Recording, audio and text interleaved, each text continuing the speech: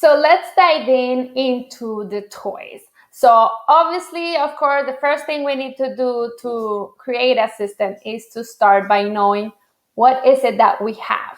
So do you even know what you have?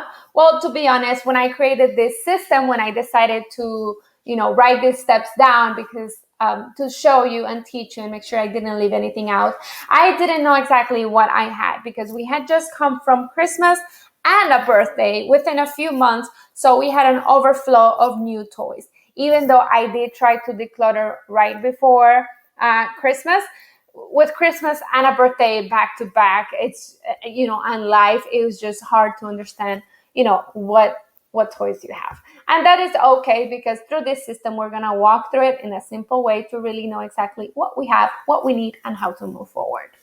So how to declutter. If you come from the 5-day challenge, the decluttering challenge, you had already gone through these 5 steps. These are 5 different toys that I like to declutter and kind of covers most, if not all, of the toys that we have. So the first thing that I like to declutter is anything that's broken and incomplete. So think about puzzles and board games. If a child has a puzzle and they cannot complete the task from beginning to end, they will feel unaccomplished. They will feel this little anxiety that they weren't able to finish what they started, and it just creates something inside. So we want to get rid of those toys, really. Anything that's broken and incomplete that they cannot complete from start to end, those should go. If you have a set of blocks and the initial set was 50 blocks, but now you have 35, that's okay because blocks are open and they can build different things. They don't need the 50. They can still do something with the 30. But if you have a puzzle and you're missing a piece, that is going to be a critical part of the toy of the accomplishment. So I suggest you go fix those broken pieces or go find those incomplete pieces. I knew when I did it, there was one puzzle and it was a number puzzle and I was missing the number 1.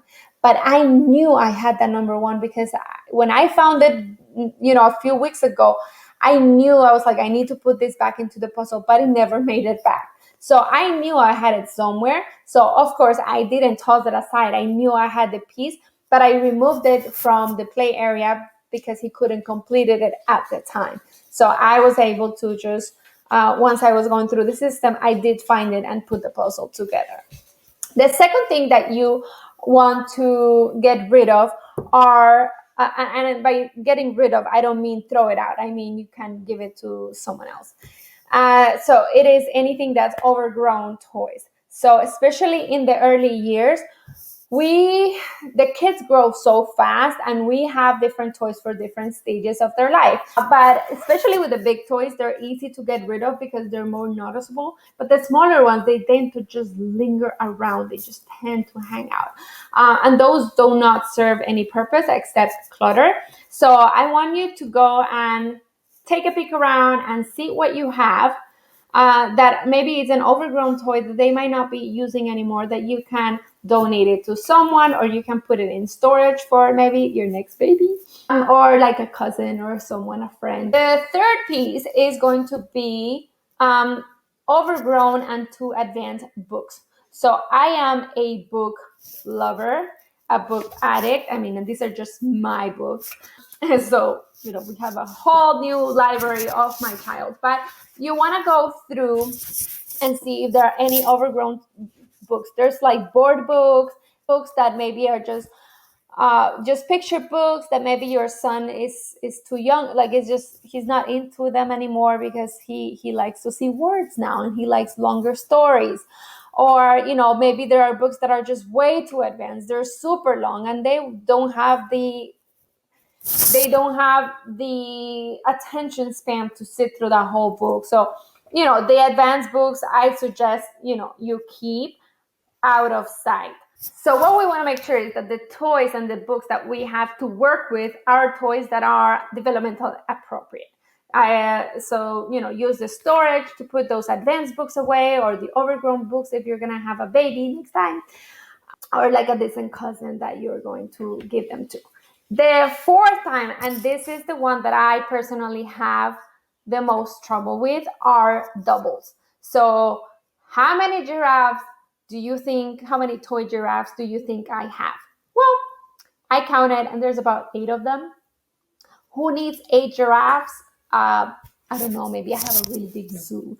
But there's a lot of things that I have doubles that I don't need to have doubles. And if I'm trying to minimize my space and my ideas, maybe I should have 3 or 2.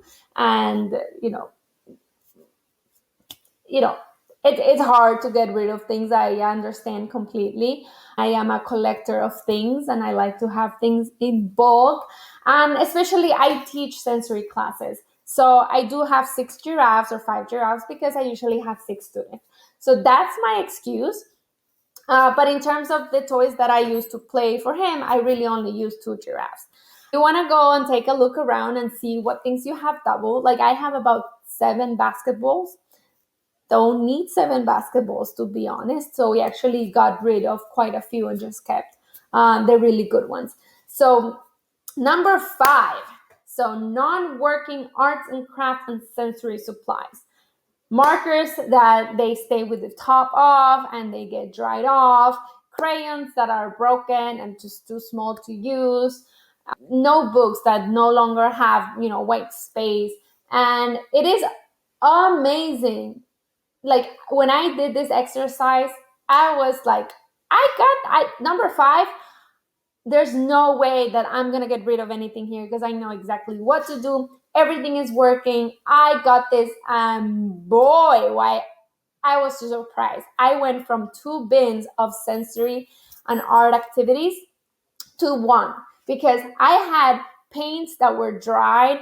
I had glue sticks that were open. I had paint brushes that I had forgotten to wash, so they were just hard and old. And if you don't take the time to do these activities from time to time, you'll be surprised how stuff you have around and you don't even know. So those are the 5 things that I want you to go and declutter. You can do them all at once. You can do them one a day. And the way that I did it is I did the 5-day challenge. We did it one a day. And I brought my son with me. So, we were doing it together. Obviously, if they haven't seen a puzzle in quite some time, all of a sudden it's like they have a brand new toy. So he wanted to play with some of those, which I let him, but I knew those eventually will just go away. So that's on clutter. Now then we're going to work on the presenting those invitations to play and those toys that we actually do have to work with.